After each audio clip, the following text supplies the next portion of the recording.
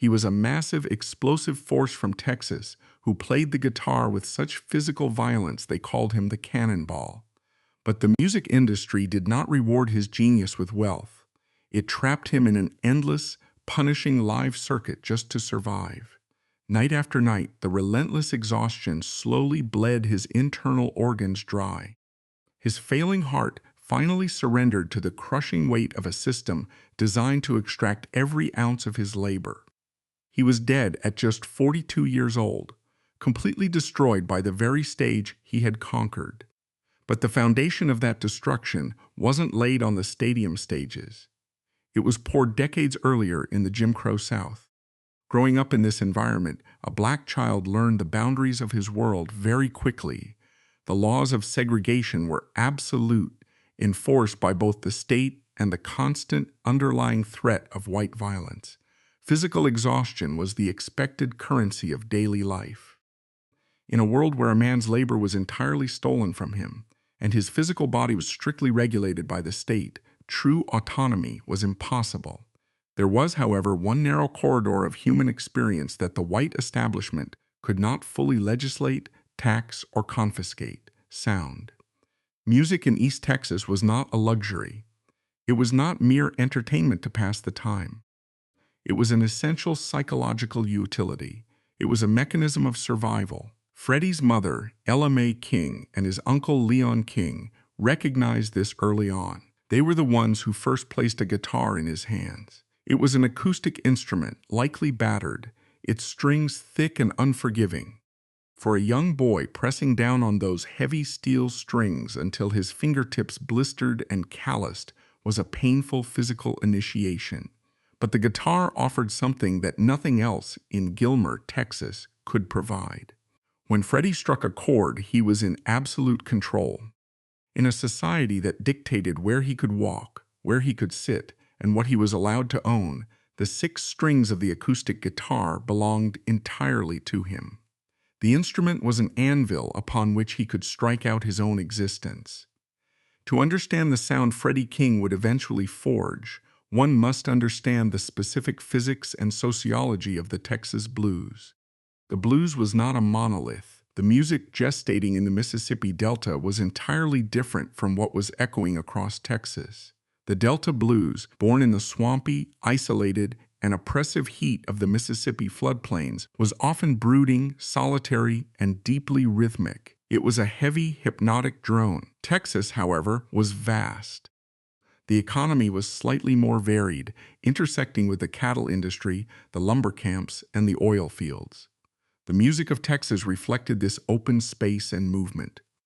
Texas blues swung. It absorbed the rhythms of the big bands, the sophisticated horn arrangements of jazz, and the narrative structures of country music. Freddie sat on the porch and absorbed the sounds of local legends.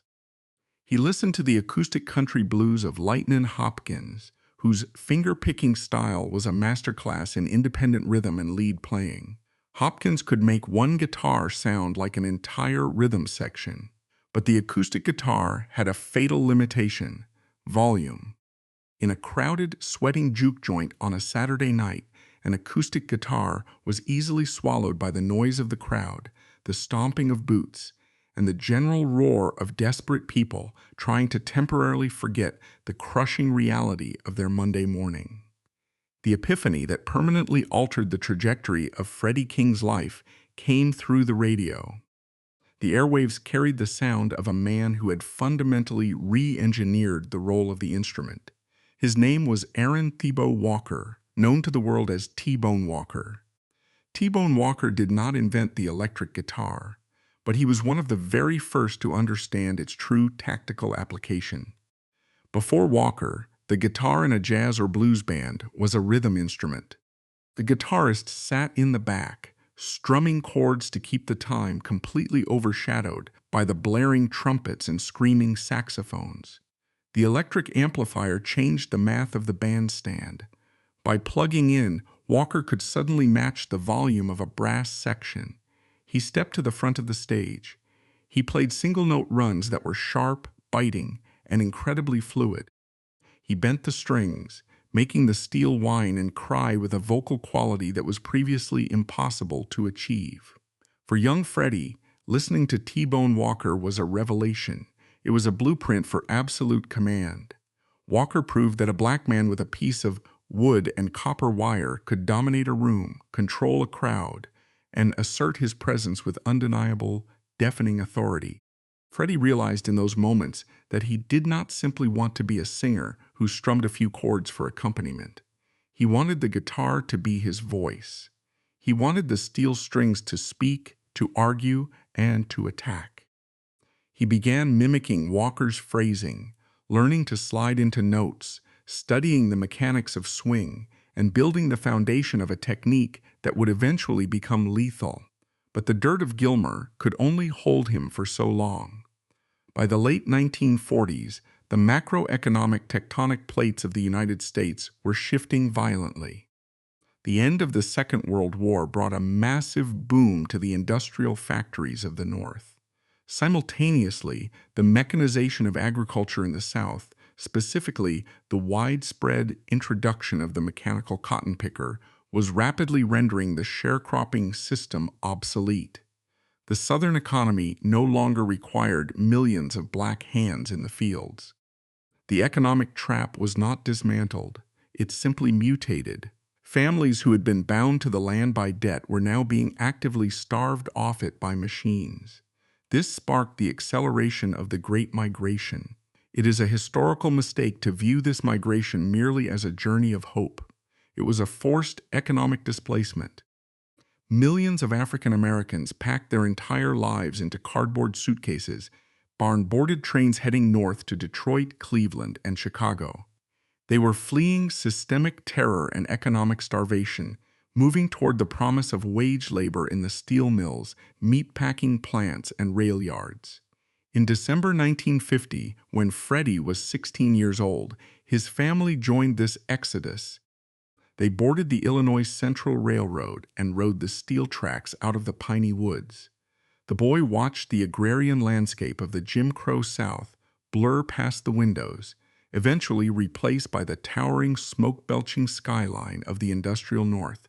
They stepped off the train into the freezing, relentless wind of Chicago. The transition was violent. The south side of Chicago was a sprawling, overcrowded grid of concrete, steel, and asphalt. The acoustic blues of the Texas porches was completely useless here. The sheer mechanical noise of the city, the screech of the elevated trains, the roar of the blast furnaces, the heavy rumble of commercial trucks required a new kind of survival. The volume of the environment had increased, and the music had to adapt or be annihilated.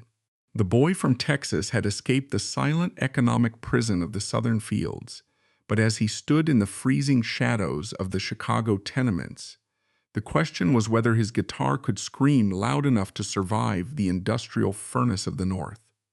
Chicago in 1950 was not the promised land. For the millions of African Americans fleeing the agricultural serfdom of the South, the industrial North offered a different architecture of containment. The physical chains of the Jim Crow South were replaced by the invisible, concrete boundaries of redlining. Black families arriving in Chicago were systematically herded into a narrow, hyper-segregated strip of the city known as the Black Belt, or the South Side. The population density was suffocating.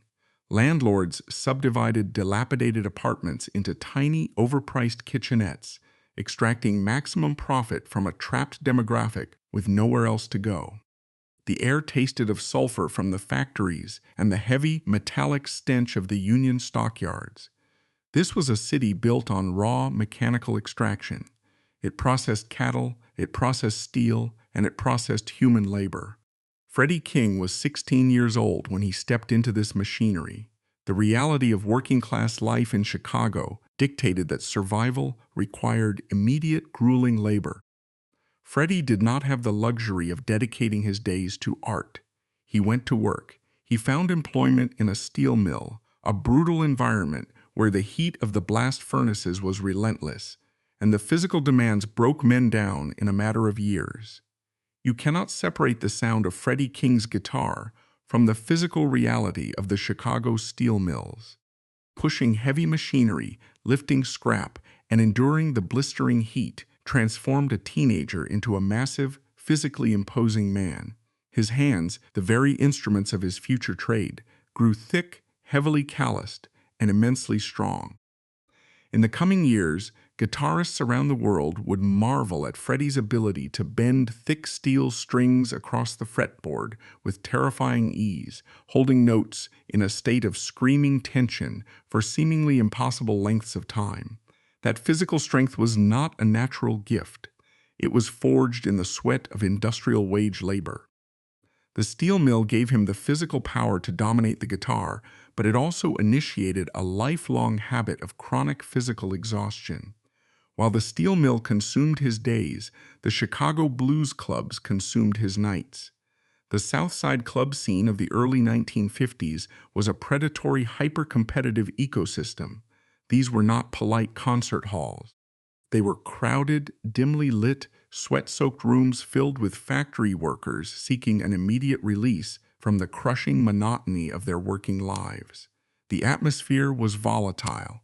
A musician on a Chicago stage was not just an entertainer, he was a crowd controller. If the band failed to drive the room, the crowd would turn on them. In this environment, the acoustic guitar of the Texas porches was completely dead. The ambient noise of a Chicago club, the shouting, the breaking glass, the packed bodies, required absolute acoustic warfare. The amplifier was not just a tool to make the guitar louder, it was a weapon of survival. Men like Muddy Waters and Howlin' Wolf understood this. They pushed their small, primitive tube amplifiers to the absolute limit, driving the circuits until the sound fractured into a heavy, distorted growl. This was the birth of the Chicago electric blues. It was a sound built to cut through the noise of the urban industrial machine. Freddie was underage, completely shut out of the clubs by law, but the pull was too strong. He spent the freezing Chicago winters standing in the alleyways, pressing his ear against the back doors of clubs like the Zanzibar, listening to the warlords of the South Side command their audiences. When he could, he snuck through the doors. He did not go to drink, he went to study. He stood in the shadows, analyzing the mechanics of the performance.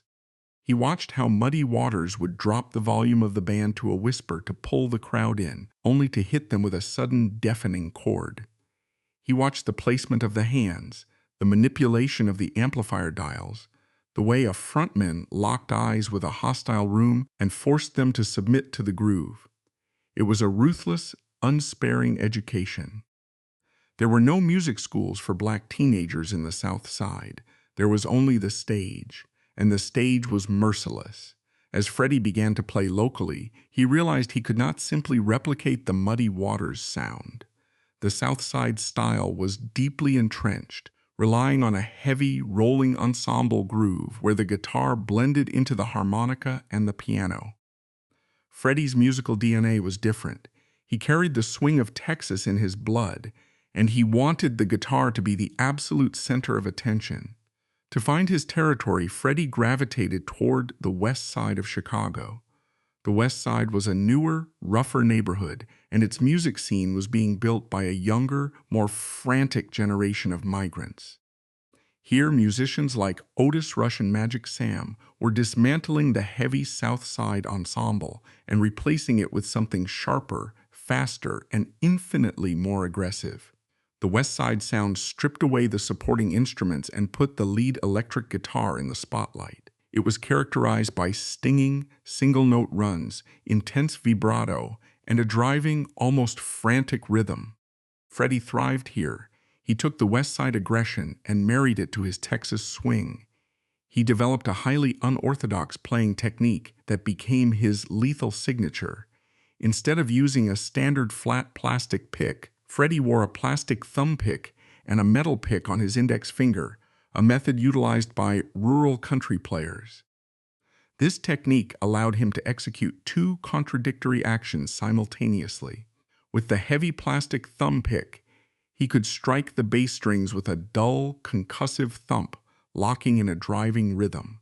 Simultaneously, with the sharp metal index pick, He could snap the high treble strings, pulling them violently away from the fretboard, so they snapped back against the wood. The resulting tone was highly percussive, piercing, and overwhelmingly forceful. He did not caress the instrument, he attacked it. The guitar ceased to be a backing instrument. Under Freddie's massive, mill-hardened hands, the guitar became the lead vocalist. It answered his singing, it argued with the band, and it drove the song forward with a relentless, kinetic momentum. By his early 20s, Freddie was working the steel mills by day and playing the West Side clubs by night. He was burning the candle at both ends, sleeping perhaps 3 or 4 hours a night. His body, young and heavily muscled, absorbed the punishment, but the biological ledger was being written.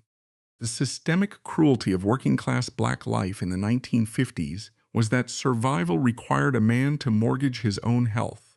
The system demanded maximum output and offered zero security.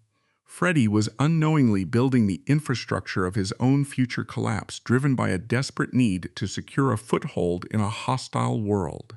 He knew he was ready to record. He had the sound, he had the strength, and he had the crowd.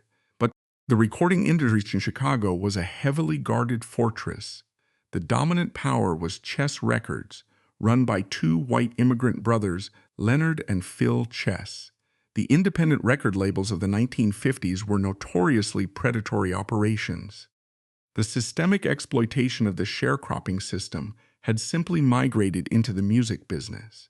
Black artists were routinely paid a flat, insignificant cash fee for a recording session, while the label owners retained the publishing rights, the writing credits, and the masters in perpetuity.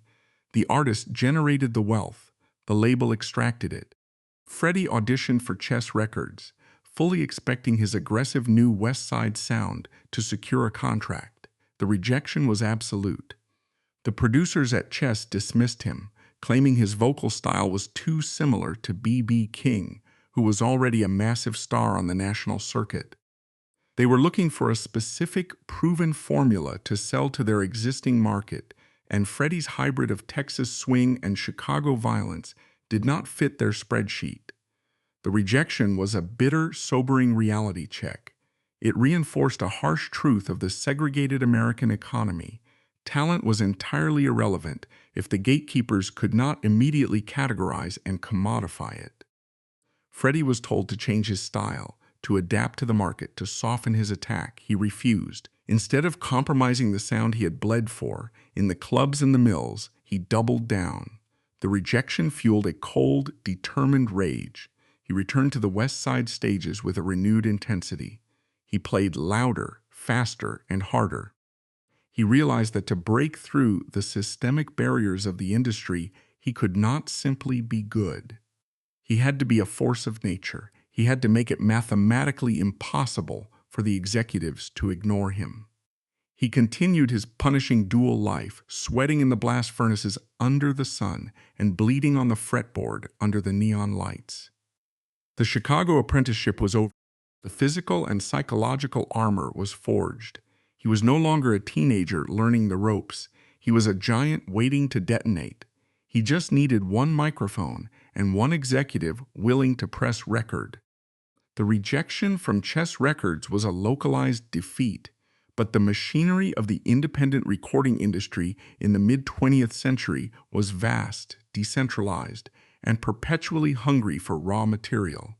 While Chicago was the undisputed capital of the electric blues, the commercial engine of the genre was spread across regional hubs. One of the most ruthless and efficient of these hubs was located roughly 300 miles southeast in Cincinnati, Ohio. This was the headquarters of King Records and its subsidiary, Federal Records. The operation was entirely controlled by a man named Sid Nathan. Sid Nathan was not a musical visionary. He was a brutally pragmatic capitalist. He ran King Records with the cold, calculated efficiency of an assembly line. Unlike other label owners who outsourced manufacturing, Nathan built an entirely self-contained corporate ecosystem. He owned the recording studios, he owned the pressing plants that manufactured the vinyl, he owned the printing presses that stamped the cardboard sleeves, and he aggressively controlled the distribution network. This vertically integrated supply chain meant that Nathan retained almost the entirety of the profit margin for every record sold. When he signed an artist, he was not investing in their artistic development. He was securing raw human capital to feed into his manufacturing machine. In the summer of 1960, a scout and A&R man for Federal Records named Sonny Thompson caught wind of the massive, aggressive guitar player who was dominating the West Side clubs of Chicago. Thompson was a highly skilled pianist and a shrewd musical director. He traveled to Chicago, walked into a smoky club, and watched Freddie Riley systematically dismantle the room. Thompson instantly recognized what the executives at Chess had completely missed. He did not hear a B.B. King imitator. He heard a completely new frequency of violence. He heard a Texas swing weaponized by Chicago volume. Thompson offered Freddie a contract with Federal Records. For Freddie, this was not salvation. It was a calculated business transaction. He understood the terms of engagement in a segregated economy. Signing with Federal Records meant surrendering a significant portion of his publishing rights and accepting fractional royalty rates that heavily favored the label. The recording contract was, in many ways, an extension of the sharecropping ledger he had fled in Texas. The artist provided the labor, the sweat, and the intellectual property. The owner provided the infrastructure and kept the lion's share of the capital. But Freddie also understood that without access to Nathan's pressing plants and distribution networks, he would remain a local phenomenon, playing for change in the West Side clubs until his body broke down in the steel mills. He signed the contract. He adopted the professional name Freddie King. He prepared to enter the factory. On August 26, 1960, Freddie King walked into the studio in Cincinnati for his first major recording session. The dynamic in the room was critical. Sonny Thompson sat at the piano, acting as the session leader. Thompson's genius was his ability to provide a rigid, disciplined architectural framework for Freddie's explosive energy. Freddie was a live performer. He was used to stretching songs out for 10 or 15 minutes to keep a drunken crowd on the dance floor. Thompson forced him to compress that massive energy into the strict 3-minute constraints of a commercial 45 RPM single. The immediate result of this session was a track that redefined the emotional parameters of the electric blues. The song was "Have You Ever Loved a Woman?" The lyrical narrative is a standard blues trope, a man agonizing over his desperate, illicit love for his best friend's wife. It is a story of internal conflict, guilt, and inescapable desire. But the lyrics alone do not explain the historical weight of the recording. The brilliance lies entirely in the execution. When Freddie steps to the microphone, his voice is a heavy, ragged baritone. It sounds exhausted, soaked in a very specific adult pain. But the moment the vocal line ends, the guitar answers. Freddie utilizes his unorthodox thumb and index pick technique, not merely to play a melody, but to simulate a human cry. He bends the heavy steel strings of his Gibson guitar so violently that the pitch warps and stutters. The guitar does not accompany the vocal. It attacks it. It is a secondary character in a vicious psychological dialogue. The vocal represents the man confessing his sins. The guitar represents the unrelenting agony of the sin itself. This was not background music. It was a raw, unvarnished exposure of psychological trauma transmitted through copper wire and vacuum tubes. The release of Have You Ever Loved a Woman established Freddie King as a formidable vocalist and a devastating lead guitarist, but it did not make him a national superstar. The blues market was crowded, and vocal records faced immense competition on the R&B charts. The track that would permanently alter the trajectory of his life and the history of the electric guitar was recorded in the same studio a few months later. The concept was inherently dangerous. In a commercial music industry entirely dependent on a charismatic frontman singing a relatable lyric, an instrumental blues track was considered a financial dead end. Without lyrics to anchor the listener, an instrumental required the lead instrument to carry the entire narrative weight of the song. It required a melody so undeniable that the human voice was rendered obsolete. Freddie King engineered exactly that. The track was named Hideaway, a direct nod to Mel's Hideaway Lounge, one of the rough Chicago clubs where Freddie had bled for years to perfect his craft. The composition of the song is a masterpiece of utilitarian architecture. Freddie did not invent a completely new musical vocabulary. Instead, he acted as a ruthless editor, cannibalizing existing musical structures and forging them into an unstoppable engine. He took a driving, relentless shuffle rhythm. He lifted a sliding, infectious guitar riff from a Hound Dog Taylor song he had heard in the Chicago clubs. He seamlessly grafted in the heavy, ominous bass line from the Peter Gunn television theme song, which was hugely popular at the time. He even threw in a brief, swinging guitar figure borrowed from Jimmy McCracklин's The Walk. On paper, this amalgamation should have been a disjointed, chaotic mess. Under Freddie's hands, it was a perfectly calibrated machine. Hideaway is fundamentally a dance track. From the first sharp, biting note, it demands physical movement.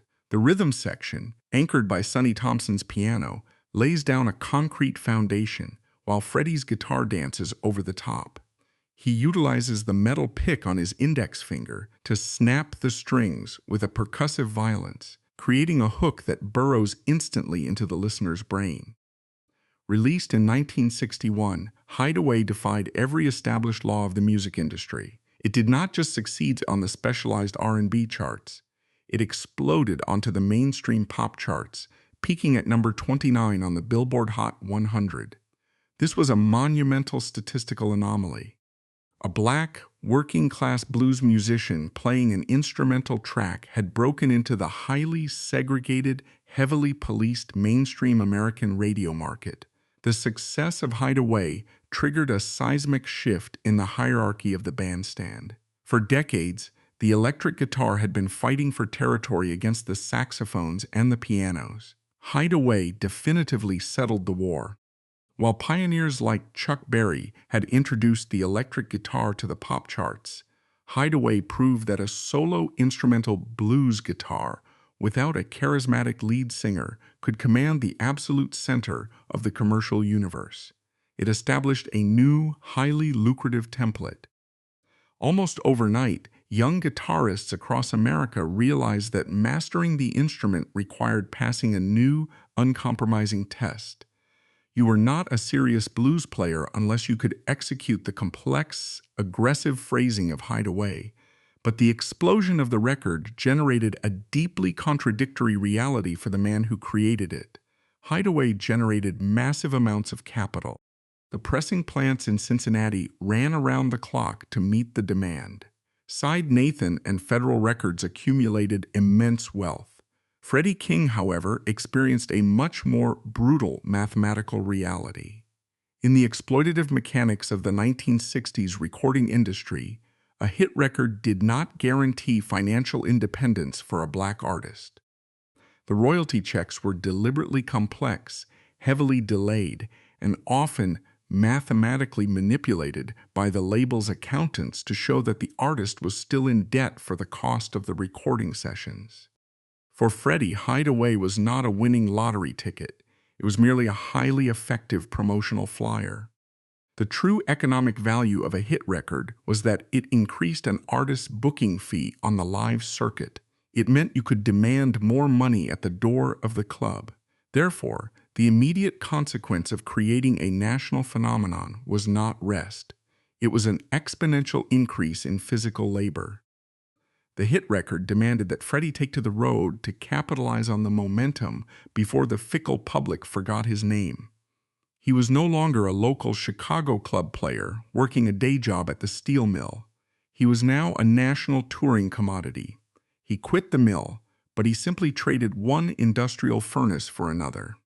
The touring circuit for a black blues musician in the early 1960s was an unforgiving, physically destructive grinder. It was known as the Chitlin Circuit, a loose, informal network of segregated clubs theaters, and juke joints stretching across the South, the Midwest, and the East Coast. Freddie King bought a car, loaded his massive Gibson ES 345 and his heavy Fender amplifiers into the trunk, and began a life defined by the white line of the American highway. The Gibson ES 345 was a crucial component of his new arsenal. It was a heavy, semi-hollow body guitar, wired for stereo sound, and equipped with a complex baritone switch that allowed Freddie to instantly manipulate the electrical frequencies of his tone. In his massive hands, the guitar looked deceptively small, but it was a heavy piece of machinery. Playing it with the violent physical intensity that his audiences now demanded required a tremendous expenditure of calories and muscle. He was a giant man, standing on claustrophobic, poorly lit stages night after night, sweating profusely under the cheap stage lights, driving a heavy piece of wood and steel into submission. The crowd wanted the Texas Cannonball. They wanted the aggression. They wanted to see the physical toll of the performance. Freddie gave it to them. He played 3, sometimes 4 sets a night, finishing at 2 in the morning, only to pack his own heavy gear into the trunk of a car and drive 400 miles through the darkness to the next segregated town. The systemic cruelty of this existence was that the harder he worked, the more the industry demanded. His success was completely dependent on his physical presence. He could not mail his guitar playing to a club in Atlanta or Dallas. He had to be there, physically manifesting the violence and the swing of his music. Meanwhile, thousands of miles across the Atlantic Ocean, the reverberations of Hideaway were striking a demographic that Freddie King could never have anticipated. In post-war Britain, a generation of white teenagers was growing up in the grim, bomb-cratered ruins of London and the industrial North. They were suffocating under the rigid class structures and the austere, gray reality of 1950s England. When the imported vinyl records of Federal and Chess found their way into the hands of these British youths, it was a cultural detonation. A teenager named Eric Clapton sat in his bedroom in Surrey, hunched over a cheap record player, dropping the needle onto Hideaway again and again until the vinyl turned white. He meticulously studied every inflection, every aggressive snap of the string, every microtonal bend that Freddie executed. Clapton was not alone. Peter Green, Mick Taylor, and dozens of other young, white British kids were obsessively decoding the encrypted language of the Chicago West Side. This dynamic created a profound historical irony. A black man born into the economic prison of the Texas sharecropping system and hardened by the blast furnaces of Chicago had inadvertently engineered the musical vocabulary that would soon make a generation of white British teenagers exceptionally wealthy global superstars. Freddie King was laying the concrete foundation for the blues rock explosion of the late 1960s, but he was doing it while driving a station wagon through the Jim Crow South, hoping the club owner wouldn't shortchange him at the end of a grueling 4-hour set. The hit records continued to flow from the Cincinnati sessions. Tracks like San Jose, The Stumble, and I'm Tore Down cemented his reputation. He was undisputedly one of the greatest guitar players on the planet. He had the respect of his peers, he had a string of chart successes, and he had established a musical persona that was virtually indestructible on stage. But the ledger was bleeding. The relentless requirement to physically transport his body across the American continent, consuming a diet of cheap roadside food and cheap whiskey to numb the exhaustion, was initiating a quiet internal collapse. The guitar hero had been born, but the armor he wore was heavy, and the men who owned the record labels were perfectly content to let him carry that weight until his spine snapped. By the mid-1960s, the hierarchy of the electric guitar was firmly established around a coincidental musical trinity. The American public and the music press grouped 3 men together into a royal court of the blues. They shared a surname, but they shared no blood, and more importantly, they shared entirely different philosophies of violence on the fretboard. They were B.B. King, Albert King, and Freddie King. The recording industry loved the marketing convenience of the Three Kings, but treating them as a monolithic entity obscures the ruthless individuality of their survival strategies. B.B. King was the diplomat. He played with a jazz-like sophistication, heavily influenced by Django Reinhardt and Charlie Christian. His playing was defined by elegance, space, and a refined vibrato that sounded like a human singer holding a delicate note. He sought to elevate the blues into the supper clubs and the high-end theaters. Albert King was the immovable object. Standing immense and smoking a pipe, he played a flying V guitar left-handed and upside down. He did not play fast. He relied on massive, slow, sweeping string bends that felt like a physical threat. He dug his fingers under the strings and pulled them until the tension dominated the room. Freddie King was the kinetic weapon. He was the youngest of the three, and his sonic architecture was by far the most aggressive. While B.B. and Albert remained deeply entrenched in the traditional pacing of the blues, Freddie was instinctively accelerating towards something entirely new. His riffs were highly structured, easily memorized, and delivered with a blistering, percussive attack. He had a unique, terrifying stamina. He could stretch a guitar solo for 10 minutes in a sweltering club, ratcheting up the volume and the speed, without ever letting the underlying tension collapse. He did not ask for the audience's attention. He demanded it through sheer, overwhelming physical force. Because of this high-octane delivery, Freddie stood far closer to the impending explosion of rock and roll than the other two kings combined. But a brutal macroeconomic paradox was unfolding. As Freddie was grinding his body down on the unforgiving asphalt of the American Chitlin circuit, his musical vocabulary was being systematically strip-mined across the Atlantic. In England, a generation of young white musicians was taking the specific blueprints Freddie had drafted in Chicago and Cincinnati, and they were monetizing them on an unprecedented global scale. Eric Clapton recorded Freddie's Hideaway with John Mayall's Bluesbreakers in 1966, executing Freddie's exact phrasing note for note. It was a sincere act of musical worship, but the economic reality of this transaction was staggeringly unequal. The systemic architecture of the global music industry was fundamentally rigged along racial and geographic lines. The British bands took the heavy amplification and the aggressive attack that Freddie had invented to survive the noise of the South Side, packaged it for a massive, affluent, white middle-class demographic, and generated unfathomable wealth. The disparity was stark and violent in its silent execution. A 20-year-old white kid from the English suburbs could play a Freddie King lick and secure a lucrative international stadium tour backed by massive corporate marketing machines.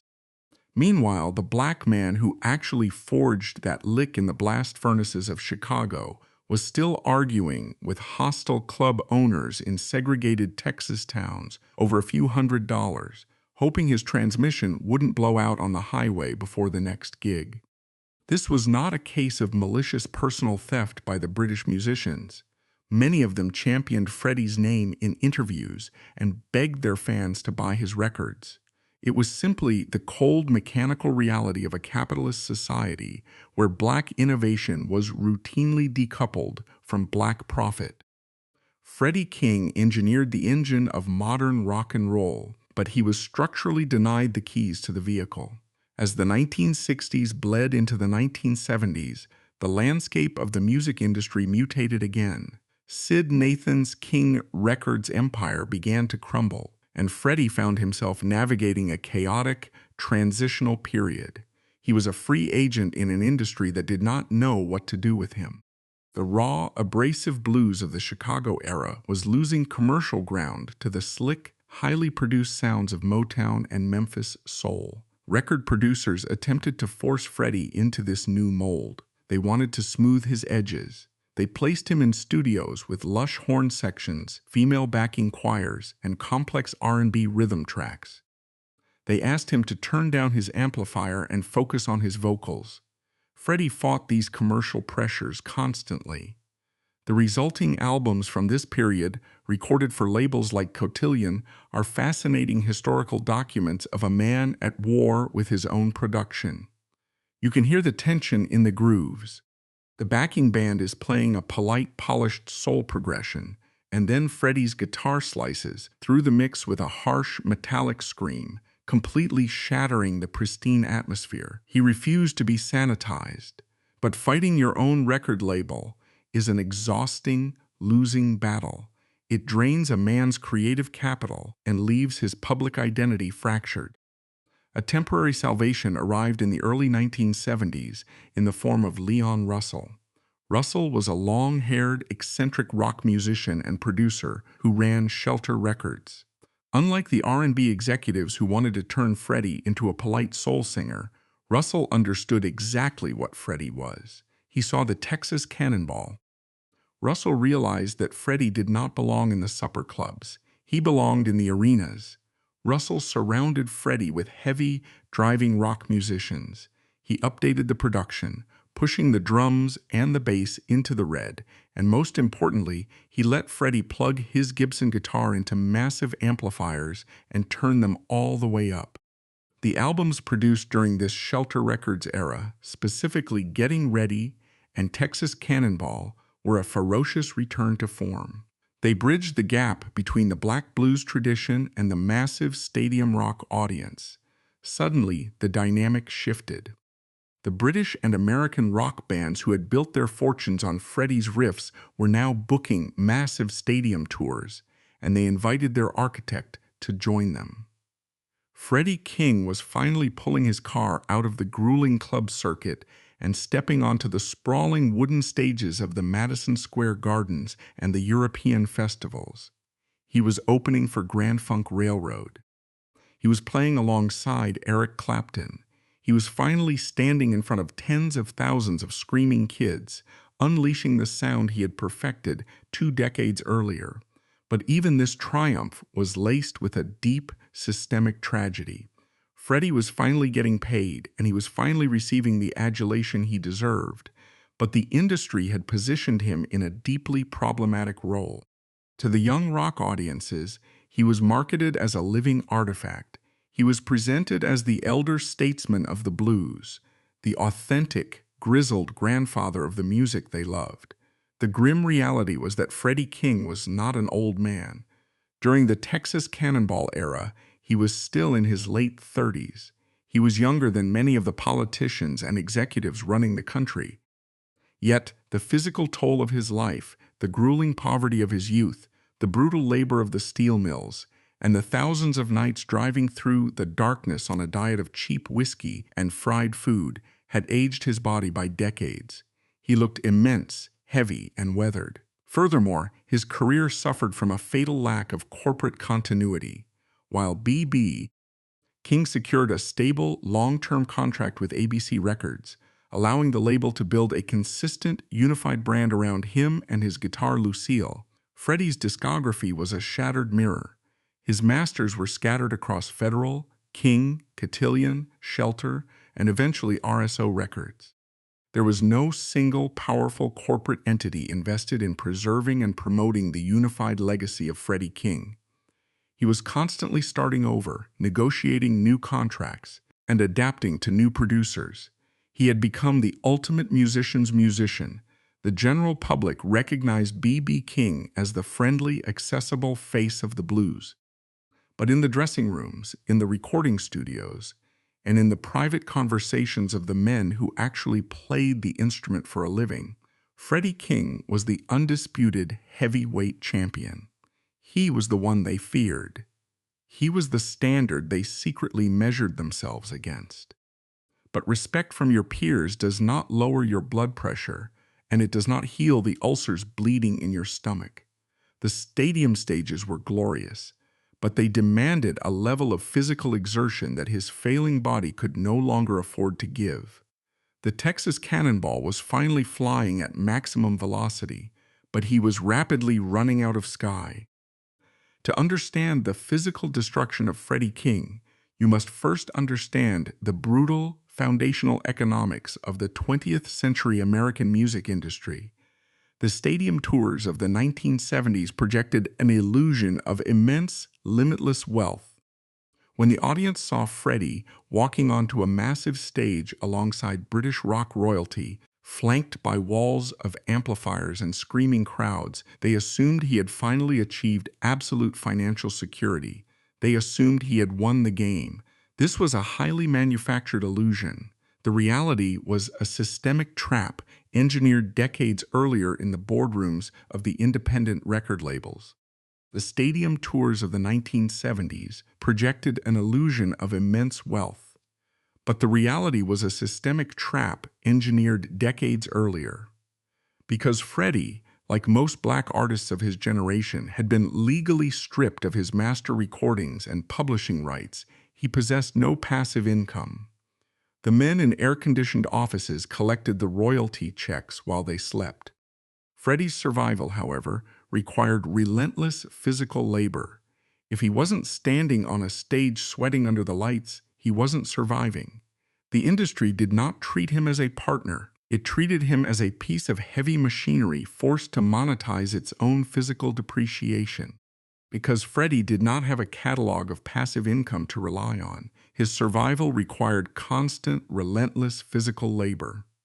If he was not physically standing on a stage, moving his hands and projecting his voice, he was not generating capital. This is the cruelest mechanism of the live music economy. It forces a human being to monetize their own physical depreciation. By the mid-1970s, Freddie King was a legendary figure, but he was still a prisoner of the road. The road is not a romantic adventure. It is an industrial grinder. It dictates a lifestyle that is fundamentally hostile to human biology. A typical week involved packing a band into a vehicle, driving hundreds of miles down the interstate, arriving at a venue with barely enough time to sound check, performing a high adrenaline set, and then immediately returning to the highway to reach the next city. The diet of the touring bluesman was a slow-motion poison. There were no nutritionists or caterers for working-class blues bands. Freddie survived on what was available at 2 in the morning: cheap diner food, fried meats, heavy starches, and black coffee. To manage the immense psychological stress of the schedule and to artificially force his exhausted body to perform on command, he relied heavily on alcohol. The whiskey numbed the aching joints and calmed the nerves, but it also functioned as a highly corrosive acid on his internal organs. Furthermore, you cannot ignore the specific athletic trauma required to play the guitar the way Freddie King played it. He did not gently strum chords. He played a heavy, solid center Gibson ES-345, strung with thick, unforgiving steel strings. His signature technique, using the heavy plastic thumb pick and the sharp metal index pick, required intense muscular tension in his hands, wrists, and forearms. When he bent a note, he was physically fighting the tensile strength of the steel, pushing the string across the wooden fretboard with enough force to warp the pitch. He did this for hours at a time, every single night. The cardiovascular output required to maintain this level of aggressive kinetic performance while singing over the roar of a live band is equivalent to a professional combat sport. But unlike a boxer who fights twice a year and spends months in carefully monitored recovery, Freddie fought every night. There was no off-season. His body was never allowed to repair the micro-tears in his muscles, the inflammation in his joints, or the exhaustion in his heart. Under this relentless pressure, his biology began to violently revolt. The combination of chronic stress, severe sleep deprivation, terrible nutrition, and heavy alcohol consumption completely destroyed his digestive system. Freddie developed severe, bleeding stomach ulcers. The pain was reportedly agonizing, a constant, burning laceration in his gut that flared every time he ate, drank, or subjected his body to the adrenaline spikes of a live show. A rational medical assessment would have demanded immediate, prolonged bed rest and a complete overhaul of his lifestyle. But in the ruthless economy of the touring musician, sickness is an unaffordable luxury. If Freddie canceled a string of shows to enter a hospital, the immediate consequences were devastating. He would breach contracts with promoters, potentially facing legal penalties. He would fail to pay his backing band, who relied on him for their own survival. And most dangerously, he risked losing his momentum. The music industry has a very short memory. If you disappear from the circuit, a younger, hungrier guitar player is always waiting in the wings to take your booking. So Freddie pushed the pain down. He masked the internal bleeding with more alcohol and sheer, stubborn willpower. He strapped the heavy Gibson guitar over his shoulder, walked out under the blinding heat of the stage lights, and forced his body to execute the aggressive, swinging violence that the audience had paid to see. By 1976, the physical decline was impossible to hide. The towering, muscular teenager who had once terrified the clubs of the Chicago West Side was gone. At 42 years old, Freddie looked bloated, ashen, and dangerously fatigued. Observers and fellow musicians began to notice that he was struggling for breath during his sets. He was sweating profusely, not just from the heat of the performance, but from the systemic failure occurring inside his chest and stomach. He would occasionally play entire sets sitting in a chair, a stark contrast to the kinetic, dominating stage presence that had defined his entire career. He was a man caught in an inescapable paradox. The music he had created was more popular, more influential, and more celebrated than at any point in his life. He was a recognized architect of modern music, revered by millionaires and worshipped by fans across the globe. But the mechanical reality of his existence had not changed.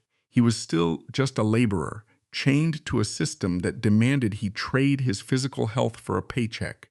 The Texas Cannonball had been fired out of the Jim Crow South, had shattered the glass ceiling of the Chicago blues, and had laid the foundation for the global rock explosion. But gravity was finally taking hold. The machinery of his body was tearing itself apart, and the road was preparing to collect its final debt. The winter of 1976 was not kind to the touring musicians of the American circuit. The weather was brutal, the travel was relentless, and for Freddie King, the physical margin of error had officially dropped to zero. He had spent 20 years operating a heavy piece of musical machinery at maximum RPM, ignoring every warning light his body had triggered. In December of that year, the engine finally seized. He played one of his final shows in New York City. Eyewitness accounts from that period paint a grim, terrifying picture of a man actively dying on his feet. He was heavily bloated, struggling to draw oxygen into his lungs, and his skin carried the ashen, gray pallor of systemic internal bleeding. Yet the brutal conditioning of the Chitlin circuit held firm. You do not cancel the gig. You plug into the amplifier, you turn up the volume, and you let the noise carry the weight your legs can no longer support. Freddie played the show. He delivered the violent, piercing guitar runs the audience demanded. But when the amplifier was turned off, the adrenaline evaporated, leaving nothing but a shattered biological shell. He managed to return home to Dallas, Texas, the state that had birthed him into poverty 42 years earlier, but there would be no rest. Days after his return, his body entered a catastrophic sequence of failures. He was rushed to Presbyterian Hospital in Dallas. To classify Freddie King's death merely as a sudden tragedy is to fundamentally misunderstand the mechanics of his life. He was not struck down by a random, unpredictable illness. He was the victim of an industrial accident accumulating over 2 decades of slow-motion trauma. The chronic bleeding stomach ulcers he had medicated with whiskey for years had triggered a massive internal hemorrhage, compounded by acute pancreatitis. When the human body loses that much blood and fights that level of internal inflammation, the heart is forced to pump exponentially harder to deliver a depleted supply of oxygen to the vital organs. Freddie's heart, already severely compromised by years of extreme hypertension, morbid obesity, and the nightly cardiovascular spikes of his aggressive stage performances, simply could not handle the demand. On December 28, 1976, the cardiac muscle gave out. Freddie King was dead. He was 42 years old. In the culture of modern music, early death is often romanticized. Rock stars who die in their late 20s are instantly elevated to the status of tragic martyrs. Their youth freezes them in time, transforming them into lucrative, immortal brands. But there was no romantic mythology attached to dying at 42. 42 is not the age of a reckless, beautiful youth burning out. 42 is the age of a working man who has been ground into dust by the machinery of his profession. Freddie King did not die of a glamorous excess. He died of extreme, sustained occupational exhaustion. The immediate aftermath of his death exposed the cold, unsentimental reality of the music business. When a bluesman dies, the industry does not halt. The promoters simply cross his name out of the ledger and book the next act. Because Freddie did not own the master recordings of his greatest hits, his death did not initiate a massive transfer of generational wealth to his family. The executives who held the copyrights at Federal, King, and Shelter Records continued to press the vinyl and collect the royalties. The British rock stars who had built their stadium careers on his exact phrasing continued to sell out arenas. The extraction of value continued seamlessly. Only the human being who generated that value had been discarded. His premature death also created a severe historical distortion in how the general public remembered the hierarchy of the blues. Over the next 3 decades, B.B. King would grow into his 70s and 80s. B.B. became the undisputed, universally recognized ambassador of the genre. He played for American presidents, collaborated with pop stars, and was celebrated in television commercials and museum exhibits. He became a living cultural monument. Freddie King was denied the luxury of becoming a monument. He did not survive long enough to transition into an elder statesman. He died while he was still a weapon. Furthermore, Freddie's fragmented discography actively worked against his historical preservation. B.B. King had the backing of major corporate labels that meticulously curated his image and kept his catalog in print. Freddie's masters were scattered across the wreckage of bankrupt independent labels and shifting corporate mergers. There was no centralized, well-funded marketing machine tasked with keeping the name Freddie King in the mainstream consciousness. To the wider casual music consumer, his identity became fractured. They knew the instrumental hook of Hideaway, and they recognized the searing vocal delivery of Have You Ever Loved a Woman, but they often failed to connect those monumental achievements to the heavy, sweating man from Texas. But the general public does not dictate the evolution of an instrument. The musicians do, and within the global fraternity of guitar players, Freddie King never died. His physical body was buried in Dallas, but his sonic architecture had already been permanently hardwired into the nervous system of modern music. In the late 1970s and early 1980s, a young, ferociously talented guitarist began tearing through the club circuit of Austin, Texas. His name was Stevie Ray Vaughan. When you listen to Vaughan, you are not hearing a vague, generalized homage to the blues. You are hearing the exact genetic continuation of Freddie King. Vaughan adopted Freddie's aggressive, physical attack. He utilized the same heavy strings, the same brutal string-bending techniques, and the same fusion of Texas swing and Chicago volume. Vaughan took the blueprint Freddie had finalized on the Texas Cannonball records, strapped it to a Stratocaster, and forced the mainstream commercial world to swallow the blues whole in the MTV era. Vaughan brought Freddie King's vocabulary to millions of new listeners. Tragically, the blues exacts a heavy toll on its greatest practitioners, and Vaughan, too, would die prematurely in a helicopter crash. But the chain of transmission remained unbroken. It took the institutional gatekeepers of the music industry 36 years to formally recognize the debt they owed to the boy from Gilmer. In 2012, Freddie King was finally inducted into the Rock and Roll Hall of Fame. It was an honor that was both deeply deserved and profoundly hypocritical. The institution inducted him long after the generation of musicians who had lifted his riffs had already been enshrined. They placed him in the museum only after it was completely safe sterile, and historically convenient to do so. But despite the institutional delay, the induction served a vital purpose.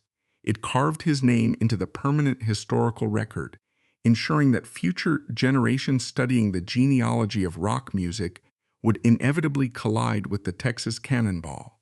History is rarely a record of justice. It is primarily a record of leverage. The men who control the leverage write the contracts, own the factories, and collect the dividends.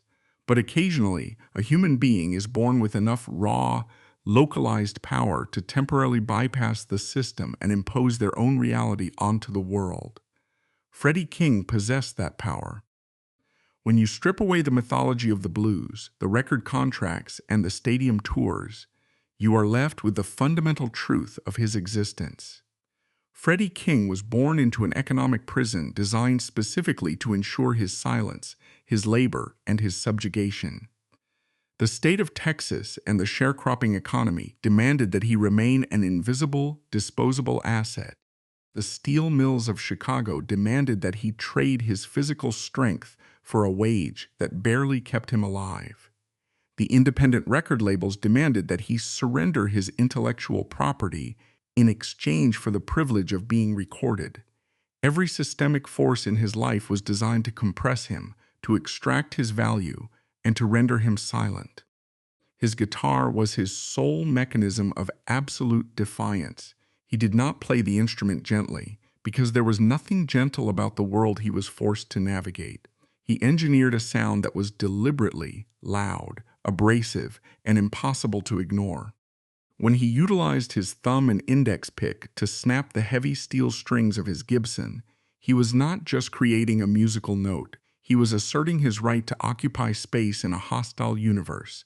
He forced a segregated America, and eventually a global audience, to stand still and listen to a black man from East Texas dictate the emotional terms of the room. The tragedy of Freddie King is that the very tool he used to secure his freedom eventually became the instrument of his destruction. The road demanded his life, and he paid the invoice in full. But the victory of Freddie King is that the sound he forged proved completely indestructible. The executives kept the money, but they could not copyright the physical sensation of the music. The music belonged to the air, to the clubs, and to the hands of every kid who picked up a guitar and tried to make it scream. He lived for 42 years. He spent the majority of that time fighting a system engineered to crush him. He died exhausted, his body failing under the crushing weight of the live circuit. But he did not lose the war. He left behind a musical vocabulary so powerful, so fundamentally rooted in the reality of human struggle, that it became the foundation of modern electric music. Whenever a guitarist walks onto a stage anywhere in the world, plugs into a heavy amplifier, digs a metal pick into a steel string, and bends it until the tension feels like it might tear the wood apart, whenever that sound slices through the noise of a crowded room and forces the audience to feel the raw, bleeding edge of human emotion, that is not just a musical performance. That is the ghost of Freddie King, still refusing to be quiet.